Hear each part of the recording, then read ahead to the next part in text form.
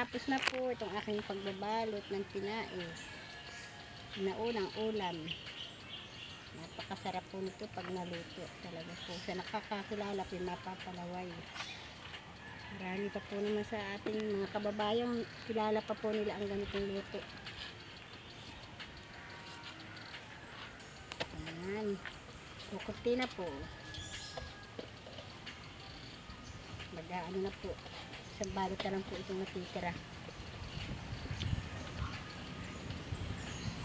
Ipapakita din po namin sa inyo pag niluluto na.